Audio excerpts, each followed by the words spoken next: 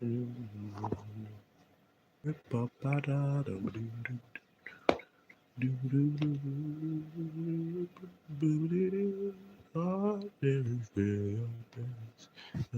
when you work it, it's really happens.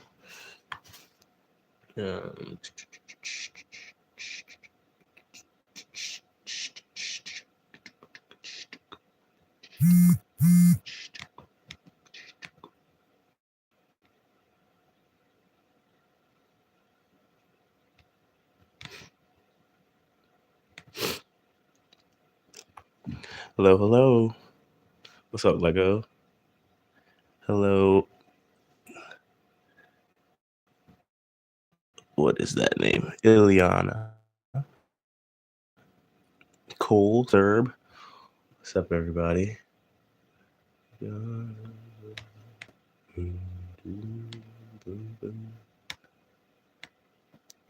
I do these or no? Hello, hi. Hi, how are you? Thank goodness you exist. Where would we be without you?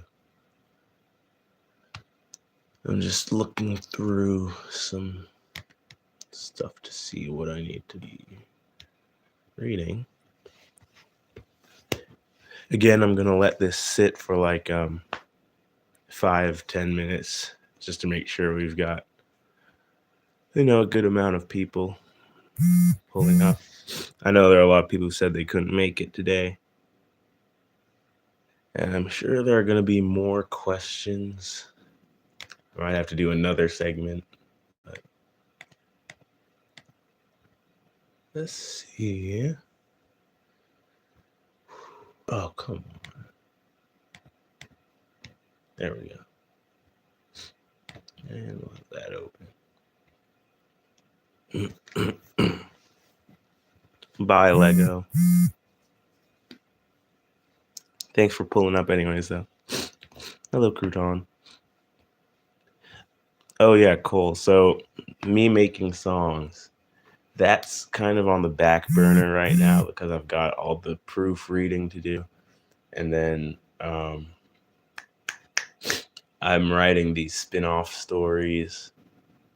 And I'm trying not to overwhelm myself. But yeah, I do want to get back to making music eventually.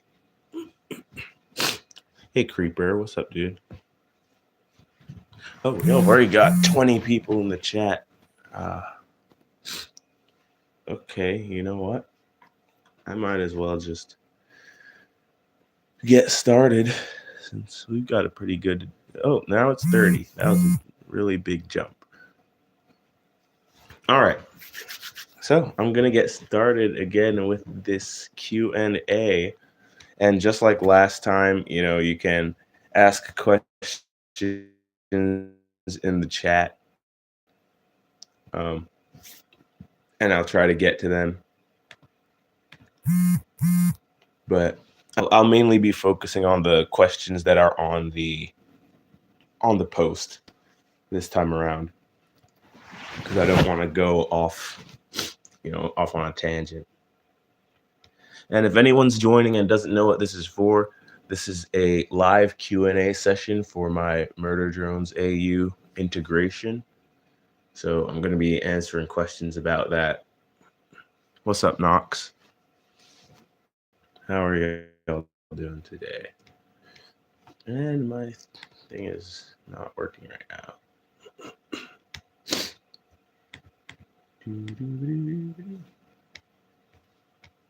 Okay, what was the last thing I read?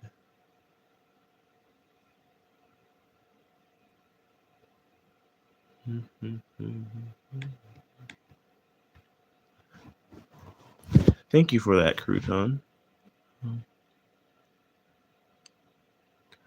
Warhammer power swords break the bonds of reality. So how well would it work against the horrors of integration? Let's see.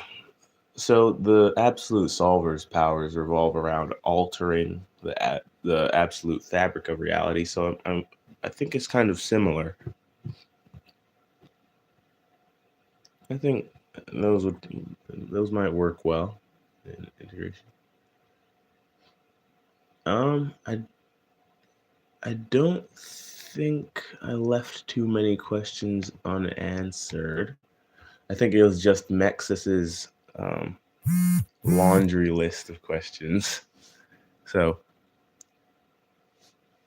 I'm just gonna get those out of the way real quick. Just a few of them. So oh my gosh, there's even more than I thought.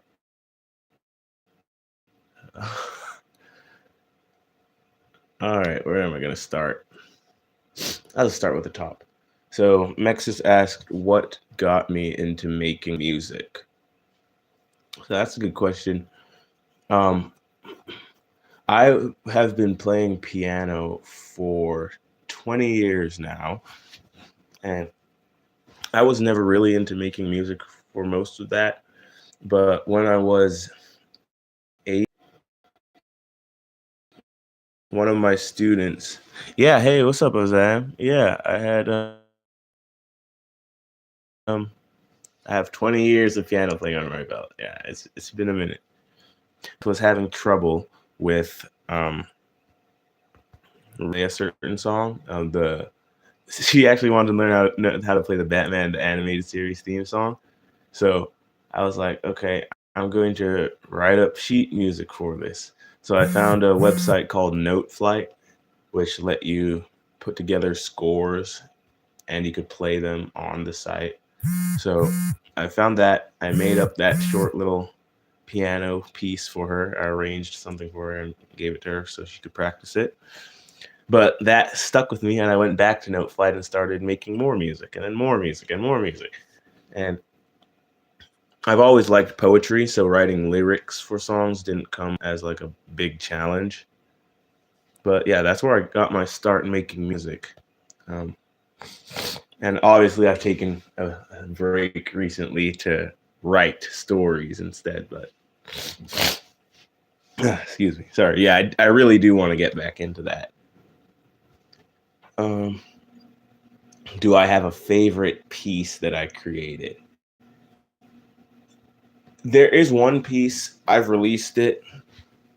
Bye, Azam. It's good having you pop into the chat. But there's one piece that I created called Celestial Skies that I released on YouTube. I think some of you have heard that. That's definitely my favorite.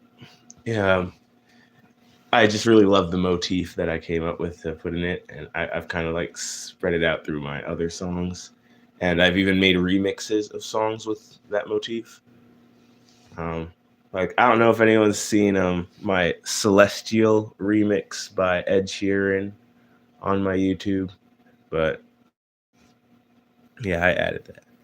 What's up, Snow Sniper? Oh, you just finished up Arc 2 in integration? That's cool, dude. Thank you. I'm glad you liked it. Yeah, I'm currently working on the intermission section between Arc 2 and 3. I'm proofreading that right now. Speaking of which, let me talk about that real quick. So like I said in my most recent post, I've just finished proofreading Icon's interview. So that's interview number 11, and there are 16. So I've got 4 interviews left, or 5. Sorry, I put 4 in the post, but there's 5. I have 12, 13, 14, 15, and 16. So I've got to proofread those. Then I have a launch update to proofread. Then I have 6 files to proofread. And a squirrel has just infiltrated this live. Welcome, Alex. How are you doing?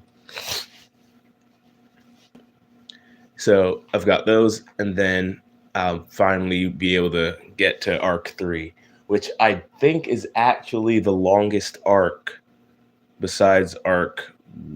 Well, no, it is the longest arc considering all the files and the length of the posts. Yeah, you're good, Alex. You're not late. I'm going over what's coming up next for me. So, like I said in the post, I've got those spin-off stories in the work. I've got Chemistry Part 1 is a work in progress, and Chemistry is the story about the Male J, Canon J, and Serial Designation 2, and them trying to work together and find a balance between their personalities. They're going to be working to solve some sort of mystery thing. And then I've also got Disciple Part 1. That one's complete, and I'll probably drop it tomorrow at noon, maybe, once I go through and proofread it, if everything's okay with that. So Disciple Part 1, like I discussed in the previous Q&A, Callie is going to be getting cloned. Most of the parts of Disciple will be made up of backstory or flashbacks at the very least. So this first part, I had so much fun writing it because I got to it's very design inspired. It's very, very design inspired, and you'll see what I mean when it gets going. But I think some of the design fans in the integration community will really enjoy that one. What's up, Cosmo? How you doing, B1V1? What's going on? We're having a Q&A about my AU Murder Drones integration. Thank you for helloing, Razgriz. Welcome to the chat. So I'm glad you're happy, Alex. Yeah. I know for some people, cloning characters who had like impactful deaths and meaningful moments is like kind of like gives them the ick in a way. And it does for me too, but a major theme of the story is immortality and the impermanence of death. So it's kind of supposed to do that and make it feel like these characters never stay dead. So it's kind of part of the story, the fact that people aren't staying dead and they just keep coming back. I do want to have a nice little nod to that in an upcoming spin-off story where Tessa's going to have like a sit down and chat with death itself from Cliffside, because it's going to be like, I'm out of work. But yeah. Then I've got Part 1 is also a spin-off story. That's the one about Stone and Doll. And the meaning for the name will become evident as the story goes on. We're going to catch up with what Doll's been doing since the war ended. And Stone's going to be simping. And we'll figure... Well, I can't spoil too much about that story. I don't want to... Yeah, literally death itself is going to pop out and be like, can people start dying again? But anyways, I'm also working on... So Reflections Part 1 is complete. Disciple Part 1 is complete. Part 2 of Disciple is currently in progress. I haven't started on Part 2 for Reflections yet. And Robot Voices Part 3 is work in progress right now, because I've already released Parts 1 and 2. Kind of went on a writing spree with those ones. But that's what I've got in the works as of right now. Those and the proofreading. Like I said in the last Q&A, I am still waiting on vocals for the Callback Ping remake. Nothing going on that so far. I do want to get that out of the way so I can actually get started on the music video and put that all together, post it. But yeah, that's where everything's at right now. Anyway, back to the questions. Oh, Lego's asking about the email I sent to Liam. Yeah, I haven't heard anything back, and I'm not really expecting to. That was just That was literally just a joke thing. So I can send him another one and be like, "Why have you not responded?" But I don't want to be, I don't want to be annoying. That's but yeah, there's nothing on that, and I wasn't expecting anything, so it's not a huge deal. Unless I missed, let me check my email real quick. Unless I missed a response, which would be hilarious. And no, I did not. All right. What am I looking at right here? Oh, that's an old thing. Okay, never mind. Hello, Nova. Hi, Jess. Welcome to the chat. Welcome to the live. I'm just trying to get through. I just went over some updates from the post that I put yesterday. I think it was. Did I put that up yesterday?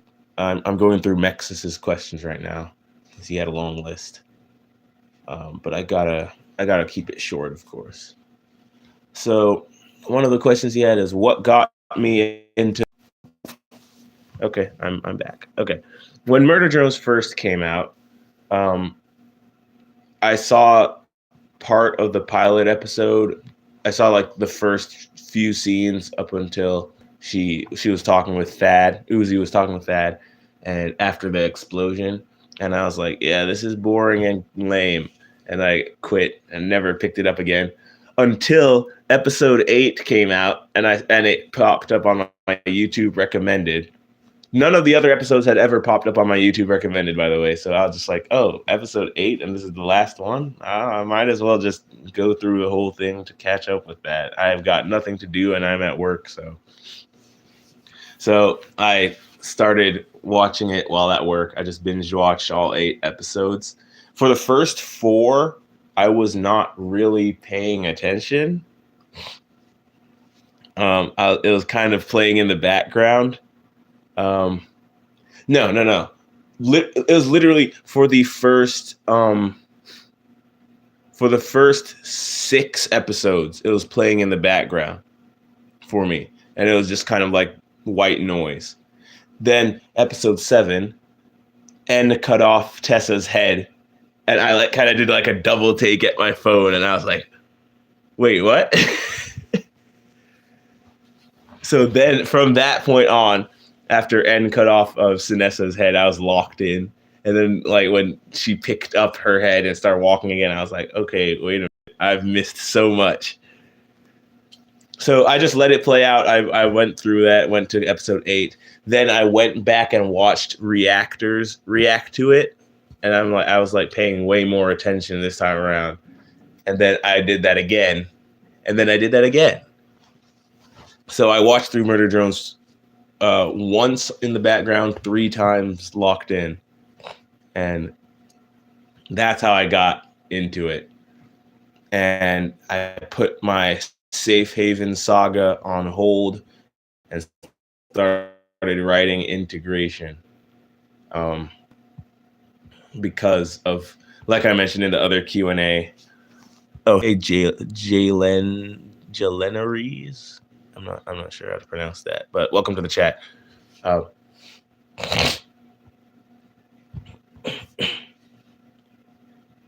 Yes, it's just black because I'm not doing a face reveal yet. I'm in my phone just literally just sitting on the ground.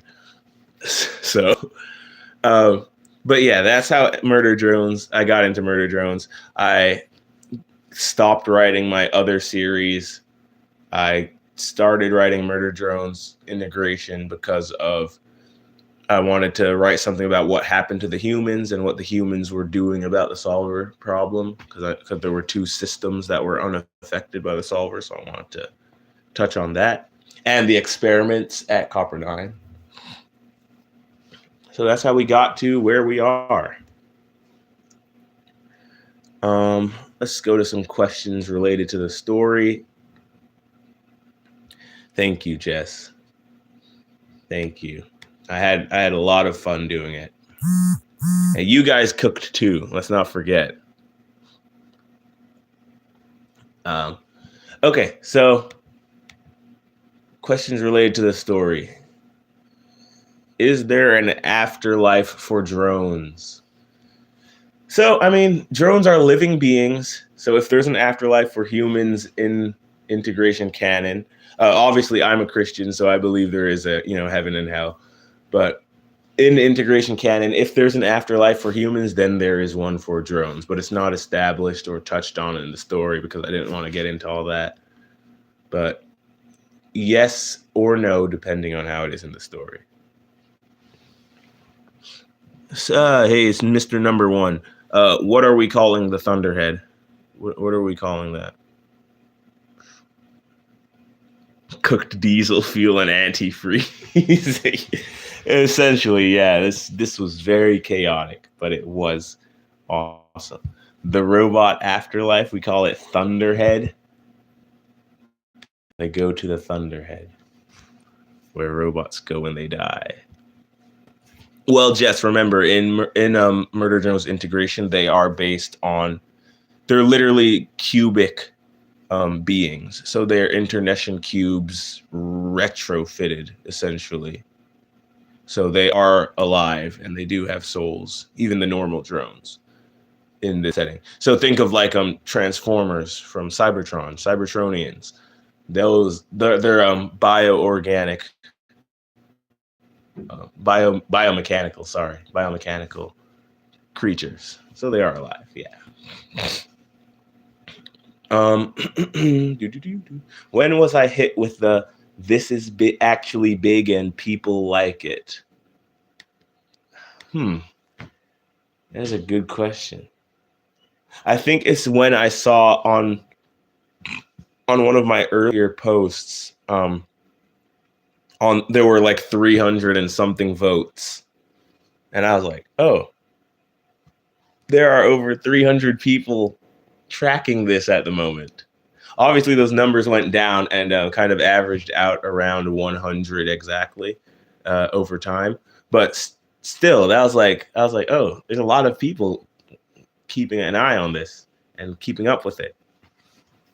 So that's when I realized this was actually something that people were liking, and it was really cool. It was really cool. Who was the hardest character to write? Hardest character to write. That's actually a really good question because I can't think of anyone who was particular. Oh no, I've got one. It was V. Even though she's one of my favorite characters from the series, V. And yes, yeah, Jess, I had mentioned that Sin was definitely hard to write. See, Sin and V were pretty difficult to write. Sin mostly because I could never tell if I was getting her tone right, if I was matching it from the show. Usually I'm pretty good at mimicking how characters speak and their inflections from the shows in my writing, but Sin was difficult because she's kind of monotone. Stone, come on, Alex. No, Stone was. Stop making dad jokes. Stone was easy to write. Stone was fun to write because like I said before, he's based off of characters I've already written before in the past or planned to write, like that Infinity Train character I made, Delvis from my Safe Haven saga. Ponder's jokes. Ponder was so much fun to write. Ponder was so easy to write. Ponder doing Ponder's interview, writing Ponder's interview, that was one of my favorite parts of the story.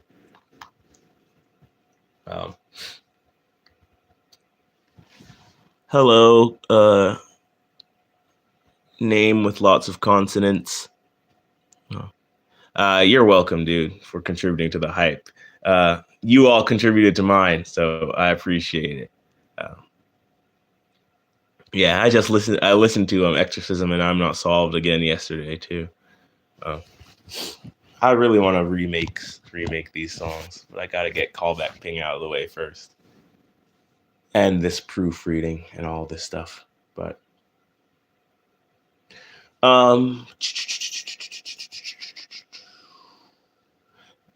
let's see.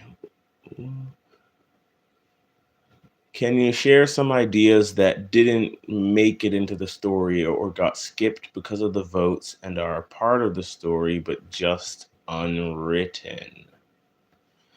Um, I would still have to. I would have to go back actually and look through Arc 2 because that's where a lot of ideas got lost in the sauce, if you know what I'm saying.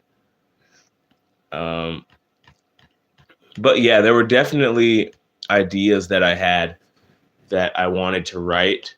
Like, for example, um, there was that one story called Who's in Wonderland, which was going to detail Alice holding down Cabin Fever Labs against the onslaught of murder drones that Sin was sending.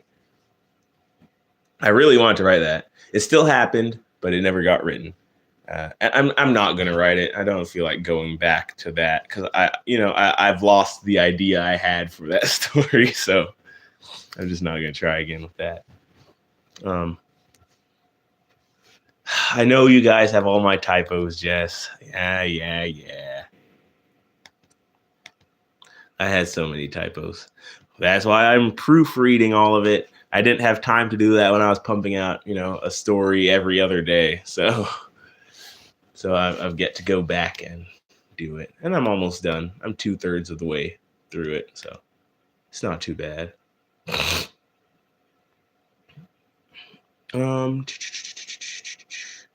Were there some references to other media we missed, like the similarities between Kiss and Angel Dust? Yeah, that one was kind of on the nose, kind of point blank. Everyone caught that. But I did put some references to other media in integration, like in Ponder's interview, which I'm about to start proofreading. He says a line in it where a question was like, "What does the P in your middle name stand for?" And he says, "Well, the P, it stands for polite." That is a reference that I'm pretty sure nobody caught. If anyone caught that, let me know. But it's a reference to a Bible Man stage performance that we used to watch as kids. We have it on DVD. We used to watch it all the time, and that's one of the lines that the bad guy says in it. So yeah, that was like Ponder says in the interview. That's a deep cut reference, and nobody's gonna catch it. I'm sure there were other. I can't think of any other references off the top of my head that I put in. But yeah, there were other references. Oh, by the way, speaking of updates, I am currently working on compiling a list of all the hints. Right, yeah, post titles. A lot of the post titles were references to other media. And like the file, When Josie Comes Marching Home. That's a reference to a song, obviously, When Johnny Comes Marching Home. And that was a clue that I think everyone missed. But we'll not talk about that right now. Because like I was about to say, I am compiling a list of all the hints. Yes, Malay also said that line, something old, something new, something borrowed, something blue. Yeah. It's that old wedding rhyme. But she was talking about herself, of course, and Cersei. So yeah, I'm making up a list of hints that explained. So it's a list of hints that Null was the main villain, that Teddy and Josie were married, that Josie was Mari, and that Teddy was John. So I'm making up that list of hints. So far, I'm still in Arc 1, and I am already at 34. So, Alex, bad squirrel. No, stop. um, bye, Jess. Oh man, bad connection. Yeah, I get that. Around where I live, I have bad connection. That's why I kept glitching out back on the last Q&A. I had terrible service. But I hope you have fun. Bye, wherever you're going. I have to go back. Artist Alex, please spare us. How do I make songs using AI? Honestly, it was a very long and difficult process, because what I did was I made the lyrics and then I had it like spit out a million different versions of the same song with different with multiple variations. Then I'd splice together. Typically, it was like verse. I'll split it into like verse, chorus, verse 2, and bridge, final chorus. So I'd take like 5 to 7 different versions of the same song, chop it up in Microsoft Clipchamp, smack it all together, and then I'd add in my music video and put my lyrics in there too. So it was actually a very long process. It wasn't just like I typed in lyrics, had the AI spit it out, and just took that. I put in a lot of work into putting it together. It wasn't all AI. The music, the vocals, sure, but stitching the song together, making it what I wanted it to sound like, there was a lot of human work involved. Let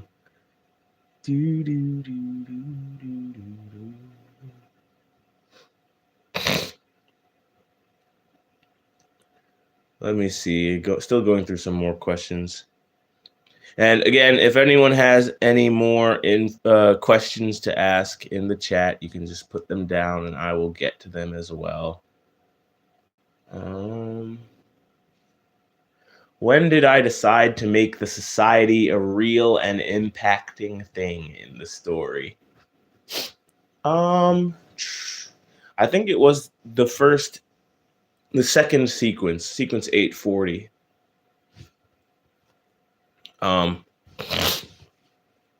Yeah. So the society was already in the story. I'd already planned for them to be in the story, but I hadn't planned for them to be the council on the Discord. So the society is only ever mentioned in Black Dogs, Liam Vickers' story, Black Dogs, and they're only mentioned once in a title card of that old film that John was watching, where it says for the society's consideration. And I decided to take that and make it a whole thing. And then I decided to make it you guys. So that's when the society became real and became an actual decision-making thing. This, speaking of which, Tessa still has to have her sit-downs with the society members. So I'll be popping into the Discord as Tessa to chat with y'all. And we'll figure out a way to get through that. I'll probably go down the list, going from council member 1 all the way down to council member 12 and 13. Sorry, I'm miscounting. I don't know if we have 13 right now, because I know we lost a couple. I think we only have 11 at the moment, so we'll need 2 others to volunteer. Yes, the society was in fact the friends we made along the way. Literally the friends we made along the way.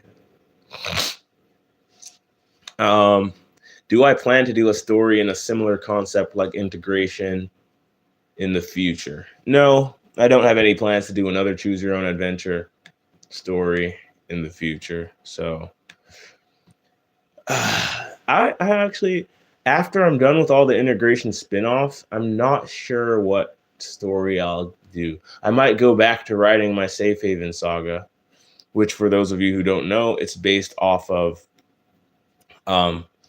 Viv Z Pop's stuff, like Zoophobia mainly, Has Been Hotel, also SCP mythos, Greek gods, Lovecraftian mythos, biblical history, um, so many different stuff. It's a bunch of different stuff slapped together.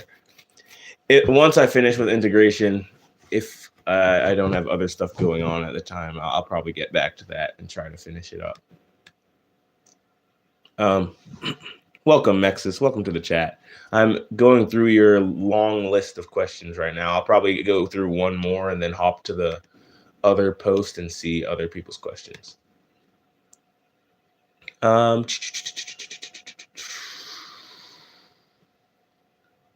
Last question I'm going to answer from this list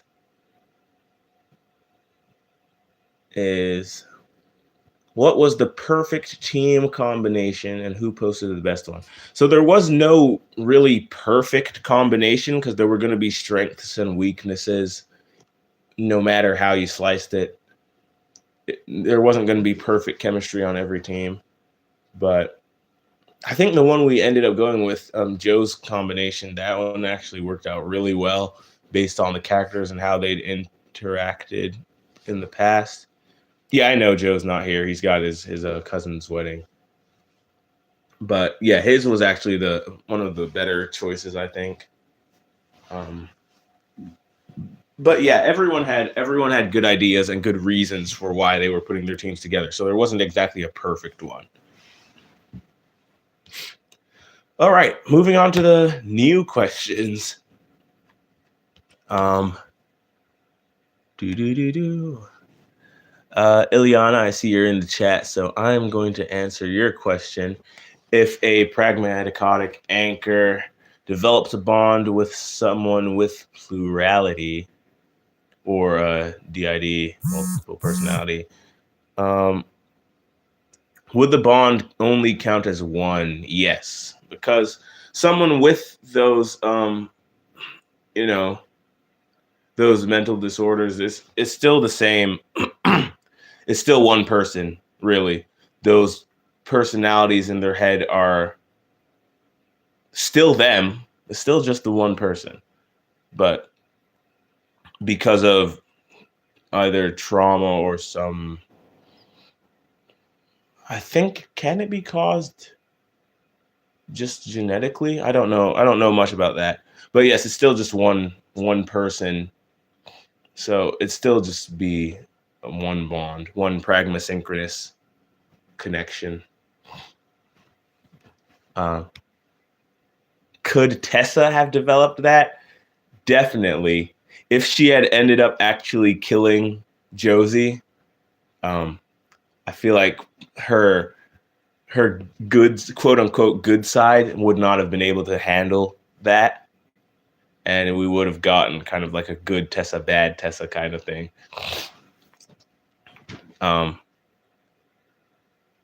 Speaking of which, did anyone in this chat notice that Josephine drank the poisoned drink that Tessa gave her and she did not die? Did anyone notice that? Anyone at all?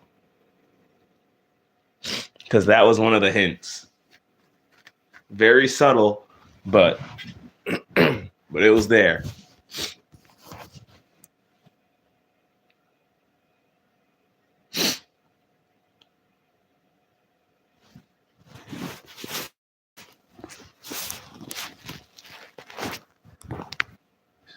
So nobody. Okay.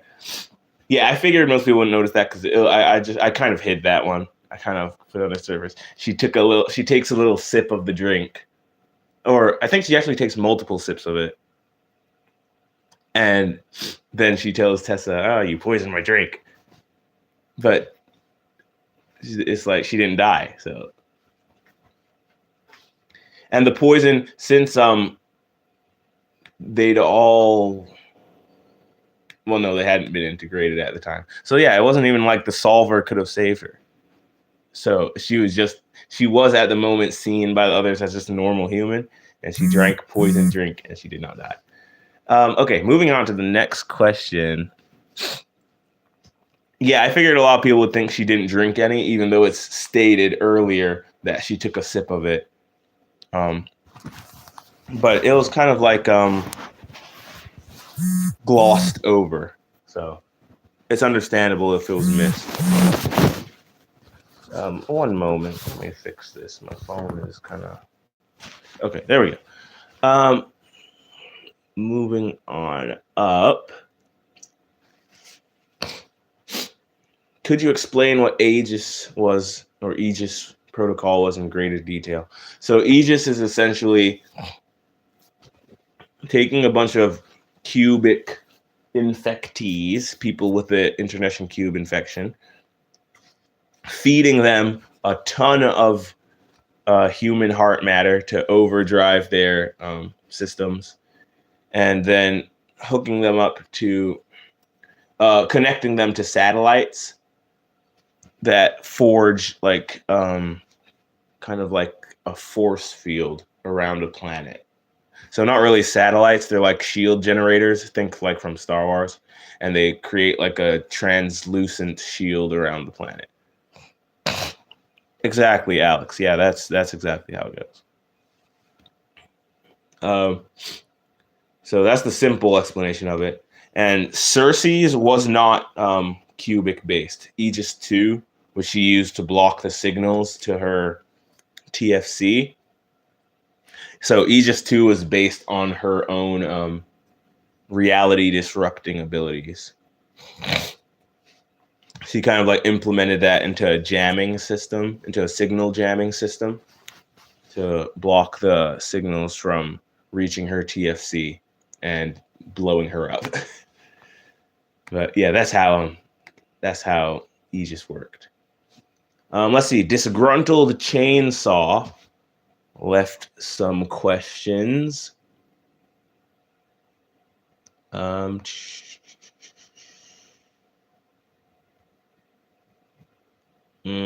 one is not really accurate.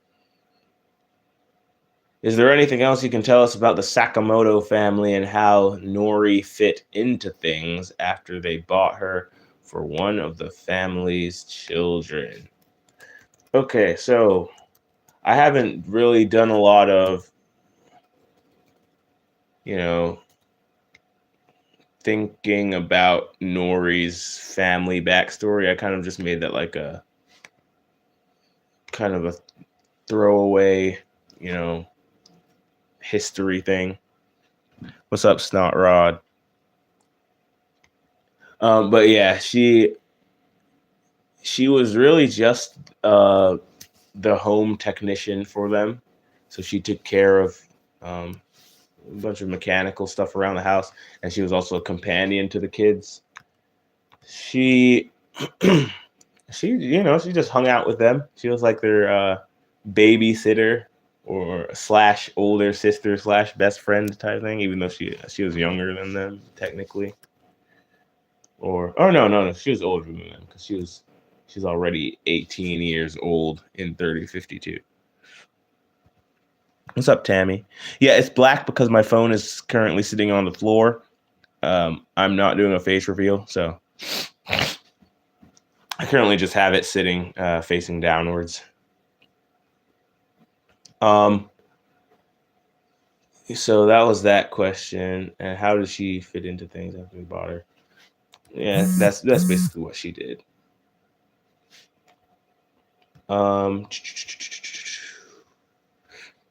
Svik asks, total doll Vic, and I say yes. Yes, it is. Let's see, Lumberjack. I don't know if he's in the chat. I don't think so. But he says, why are UNNs a thing? They seem to make drones more human. They eventually outlawed them. Why make them in the first place?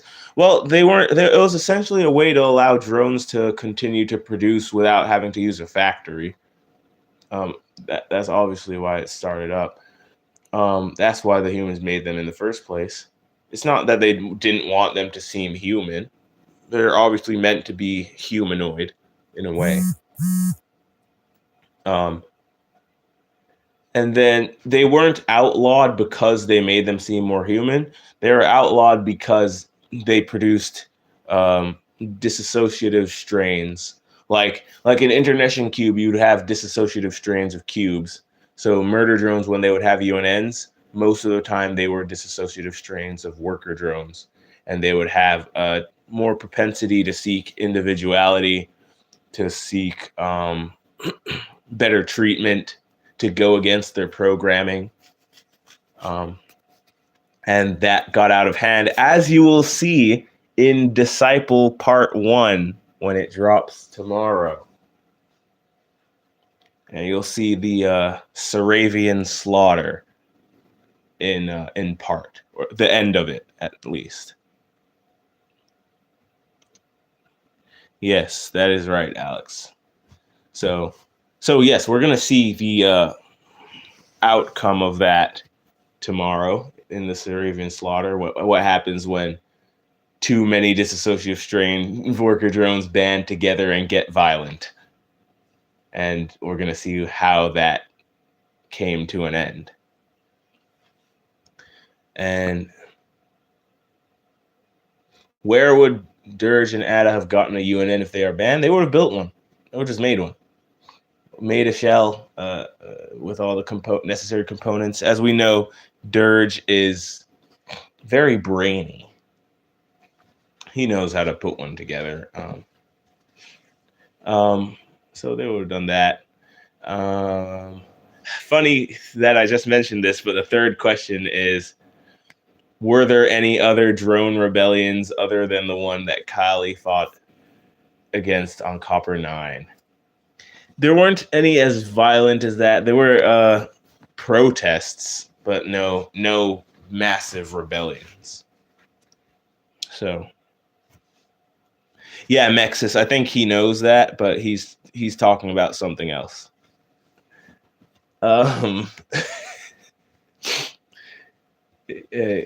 Yeah, Andre Neural Network. That's what UNN means.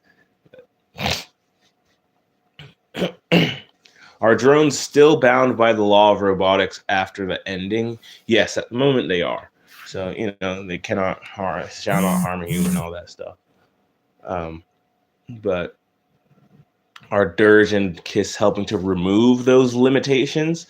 They are going to be working to remove a lot of the limiters, that, especially the ones that kept drones from feeling the full output of their emotions.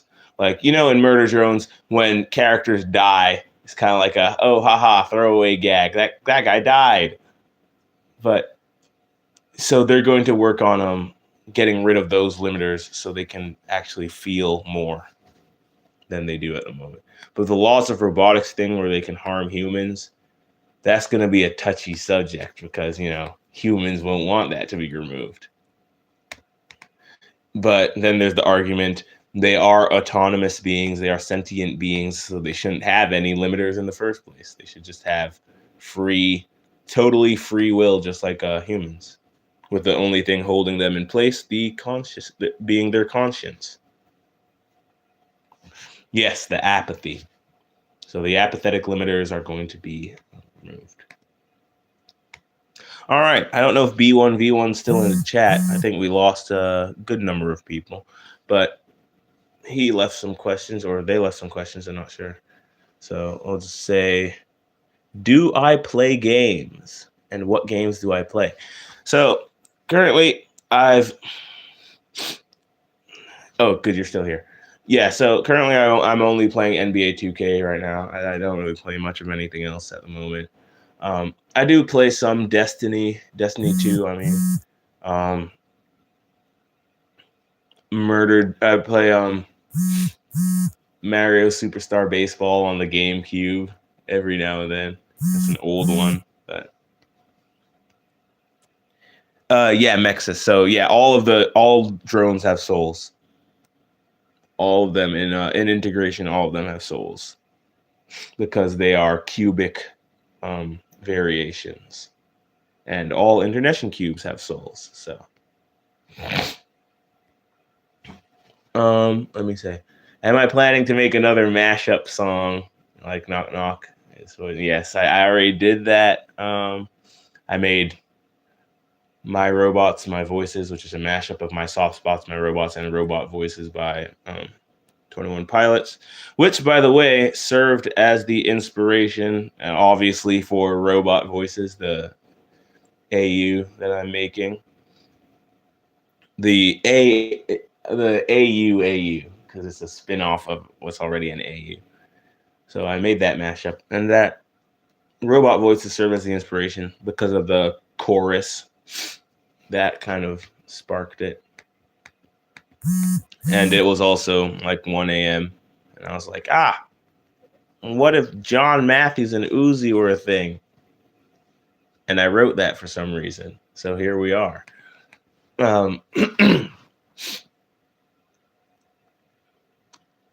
Can we sell the solver at a low price so everyone can be gods? That was a huge issue we discussed in that last post, the very last post of integration.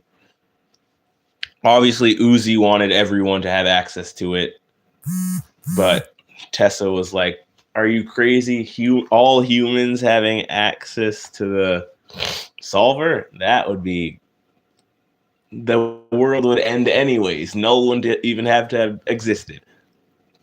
Yes, I will continue to criticize you for your crack ships, Alex, because I only have one.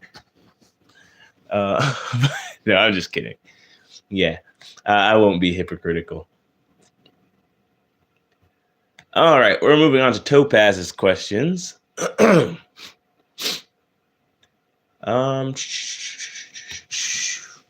Is Styx finally warming up to 104? So Styx was already warmed up to 104. He never really minded her. I kind of based their relationship on the little girl and the unkillable reptile from SCP.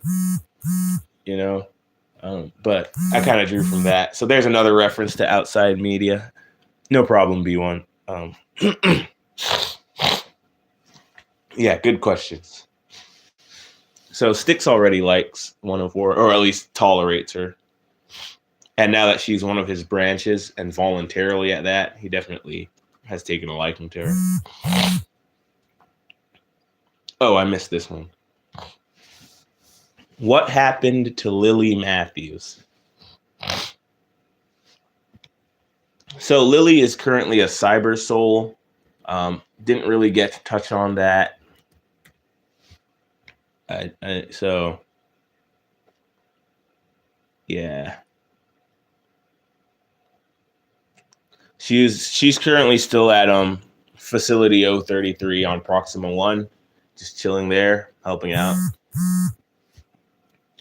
She still hates Ponder, but you know, she's an employee of JC Jensen at the moment, so she's just like a normal scientist person type thing. Is Mia ever going to get a chance to prove herself to Styx? So, no, but you know, this is a good question. So Dahmer is still MIA, as we know. Disciple is going to lean into that storyline because Callie is going to get her chance to hunt down the missing doctor. And she will be working with some people to do that. So that's going to be a little fun to write. Let's see. When did Cersei's raw meat eating start? I don't know. That's something from design, so I didn't make that up. That's one of Liam's weird fetish things. I'm just kidding. I don't know what that is. But yeah, that's where that started. So it probably started when she was a kid or something. I don't know. She probably ate some raw meat while making a hamburger or something.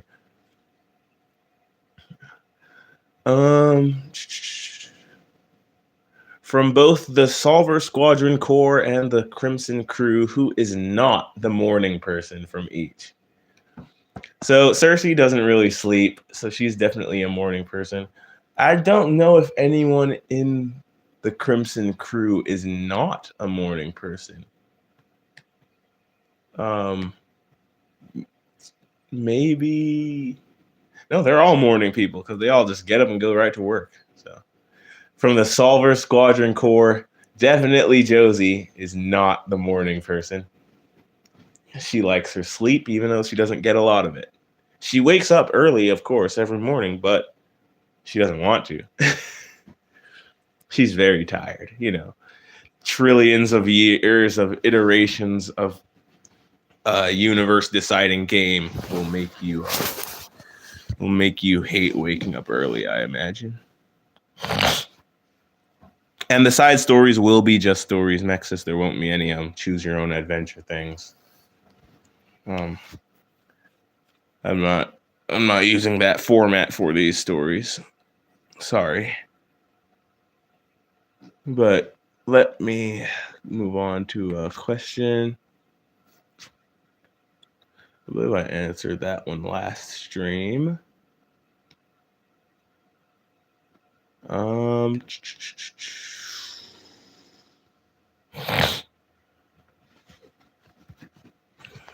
How is callback ping re-uploaded coming along? If you've missed any updates, you're bad. Reloaded is done. The music is done. I'm still waiting on vocals. I've been in touch with my vocalists about that. They're trying to get their mics set up. I got in touch with another vocalist. Haven't heard back from her yet. So we'll see where that goes. I might start. I don't know. We'll see where that goes. I'm holding off on it right now. Yeah, Josie goes to bed at 12 and wakes up at 12:59. Yeah, a good little 59-minute nap. Let's see. Azam asks some questions. Okay. Where are some cool places I've been to? Oh, I've been to Jamaica when I was 7 years old. No, was I? I might have still been 6. I don't know. I was one of them. And I'm not going to say them in that order. I was 7 or 6 years old when I went to Jamaica. And that was very cool. I loved the beach. It was very clear. That's where my family is from. So my immediate family anyways. So I believe I mentioned this in the last stream, but for anyone who missed it, my great-great-grandfather on my dad's side was a Scottish slave owner in Jamaica. And you can guess how I ended up black. But we'll leave that right where it's at. So, yeah, Jamaica was really fun. We went and got sugar cane. That was delicious. The KFC down there, my goodness, that was the best KFC I've ever had in my life. And I wish I could go back just to have the KFC there. That's how good it was. But what is my favorite dish? Would you call pepperoni pizza a dish? Do we consider pepperoni pizza a dish? That's my favorite dish. Let me see. We've only got a few people left in the chat. I'm gonna try and skim through these questions since it looks like we'll be closing it out. Oh my goodness, left 20 questions. My goodness, man. Okay, you say pepperoni pizza counts as a dish? All right, that's my favorite dish. I love pepperoni pizza. Let's see. Joe left a question. If a drone developed DID with multiple personalities running on their OS, how would the solver interact with that? Would each personality be able to use it? So it'd still be a singular solver since it's still just a singular OS. Um,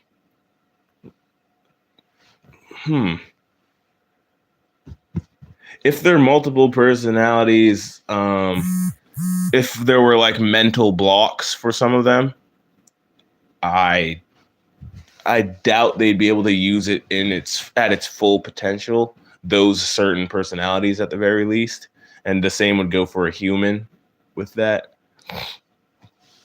So maybe some of their personalities could use it at full potential, and others would be limited because of certain, mental blocks. But yeah, they'd each be able to use it, and there would be no increased heat generation.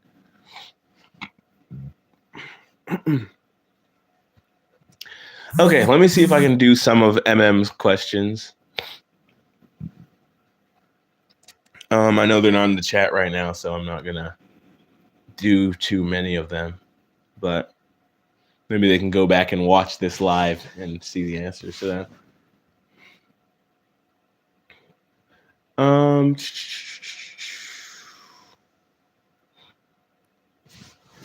How long after Mission 1176 was the Elliott Manor Massacre?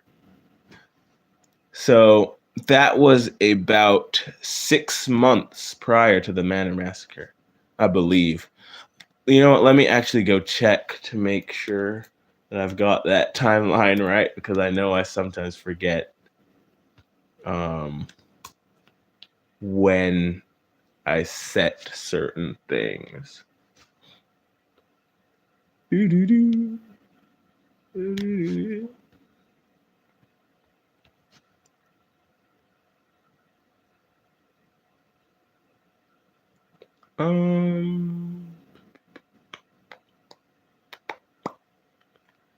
don't think I put a date down for this, so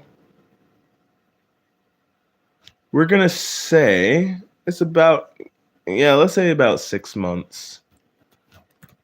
I know they had right, yeah. So it was around 5 to 6 months. So Mission 1176 was about 5 to 6 months before the massacre. I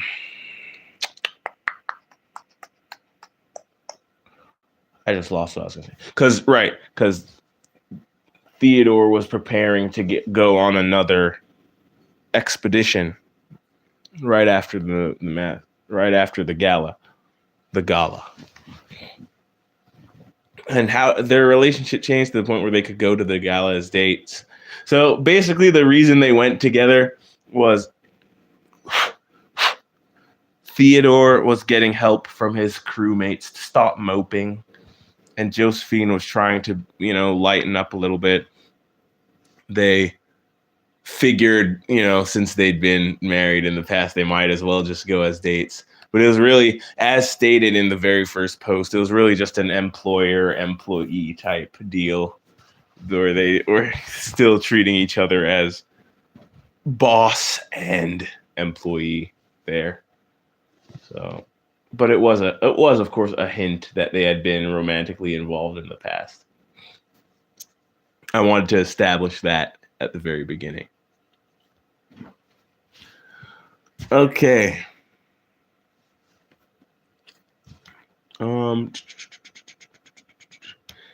Did Scarab know that?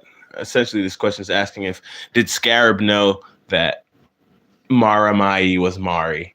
And yes, she did know. She found out very early on. In the story, The Best Policy, she said the best policy in that story. She said that she's trying to get her to tell Teddy that she's Mari and to tell him everything that's going on in the background and to tell Teddy that he's 76. That's what's being implied there. But Scarab's known for forever. And Kira has also known for a long time. Why did Callie say 76 to Null in the interview? She said, what are you talking about? I might need to go back and look at that. Why did she say 76 in the interview?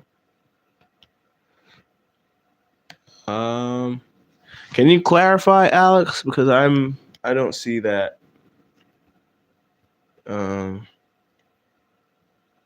Or are you talking about when she said 7.6?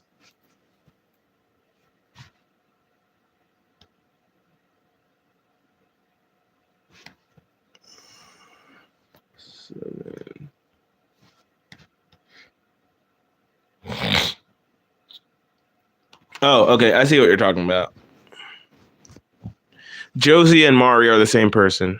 B1V1. Oh.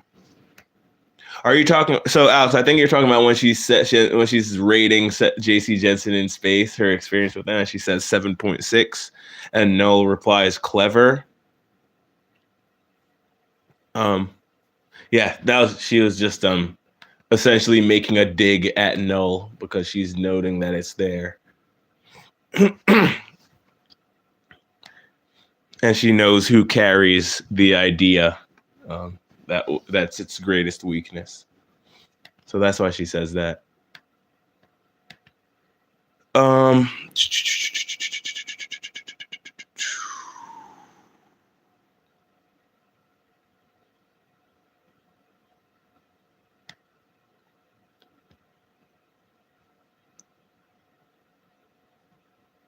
Let's see. Was Josephine meeting Theodore in the locker rooms planned?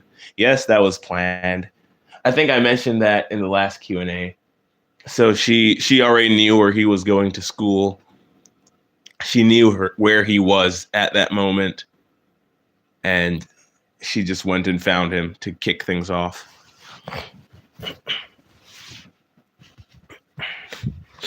Okay. Yeah, I understand why that went over your head. It was not yet established that the idea was a weapon used to kill Null. Null wasn't even really known when that interview came out. So that was meant to go over people's heads. Like nobody knew about that. So you're forgiven for letting that go. See, there's a lot of questions within questions here, so there's a lot more than 20 questions. Did Jack Coleman Jensen actually commit suicide, and why? Yes, he did commit suicide because he could not handle what was about to happen, the sacrifice of trillions of lives to empower the solver to its peak form. He couldn't handle that. I confused you on the Discord server. I confused you about Null. What did I do? I might have done it on purpose, so you're going to have to be more specific about what I did, because I might have misdirected you on purpose. I did a lot of that. Let me look at one of these questions, though. Are J and N going to have UNNs? Probably not. They're probably not going to have UNNs. J's not the motherly type. And N is all right with having Bo around. Bo's going to be hanging out with them anyways, so. Way back. I don't know when that was or what it was, so. Figuring the backer texts. Oh, when you were figuring out the bracket texts. Oh. Yeah, I probably misdirected you on that. Yeah, that was probably intentional, whatever it was. It was almost 100% definitely intentional. I didn't want to spoil too much about what Null was because I had that whole explanation coming up. Let's see. Has Tessa told Mitchell that she wants 17 kids? I think I answered that in the last one. Yes, she has. They've already planned on it. When she retires, they're going to get started. You know what I'm saying? But yeah, they've had that chat. Will Josephine and Theodore end up together? Still debating on that because, so like I said in the last Q&A, I'm still working on whether I'm going to have Teddy and Josie end up together, or if Josie's just going to completely exile herself from their lives, from Teddy's life, and push Callie into being the one for him like she was meant to be. Because Josie no longer believes she can be a part of the SSC's lives or anything. How did Null speak through the admin? I don't think he ever did. I don't think it ever did, but it spoke through Stone a lot. And in the white room, in the interview room, like Stone mentions, there's the boundaries of reality are peeled back. So Null, if he did speak through the admin, I think you might be right that he did once. I'm not sure. I'm still going through all the interviews. I haven't seen it yet. But yeah, so Null would pretty much have access to anyone because he even speaks through Uzi. He even speaks through Uzi in an interview. In her interview.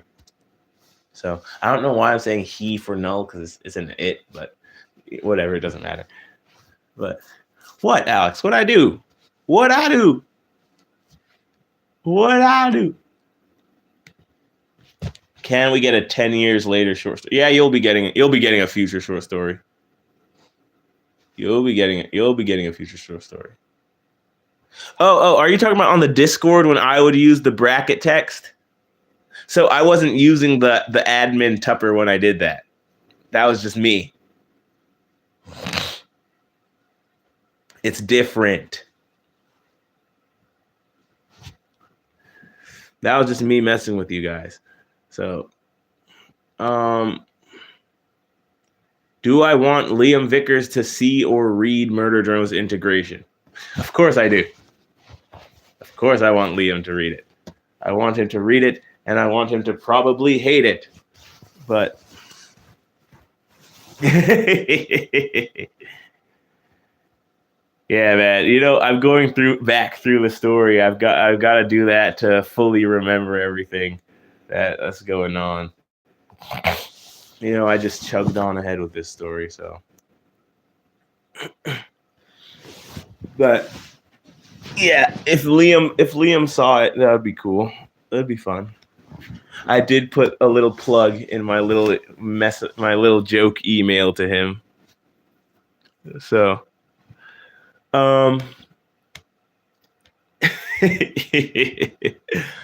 yeah, that's what I was meant to do. What are my dreams for what this story becomes? It's pretty much what I wanted it to be, to have this whole community taking it in the path they want it to go, figuring out how to make the decisions. It was more than I expected it to be, so I really enjoy doing this. Oh, but yeah, MM's asking, do I want it to be a community? Do I want it to have lots of fan fiction or being seen and mentioned by Glitch? If it was seen and mentioned by Glitch, that would be insane, considering the number of Murder Drones fan fictions that exist. If they saw this one and just mentioned it, that would be ridiculous. That's like a 1 in 7.6 quintillion chance. But that would be really cool.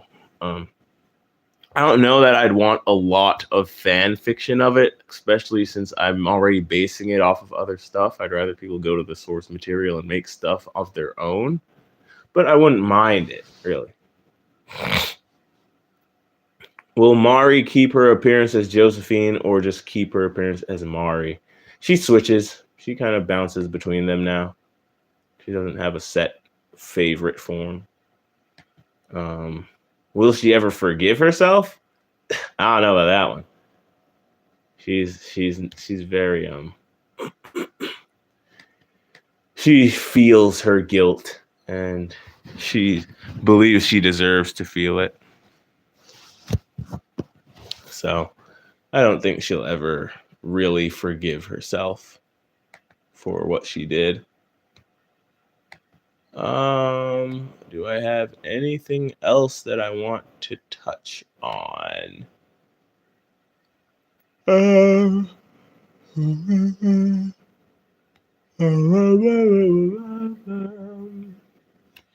I think we are good to go. I think that will end the live and the Q&A. I think all the questions have been answered. If anyone has anything else to ask, just comment somewhere, and I'll do my best to answer the questions. But this was fun. I enjoy doing these Q&As. Maybe I'll do something similar for it in the Oh, bye, Alex. Thanks for showing up, dude. Thanks for your questions.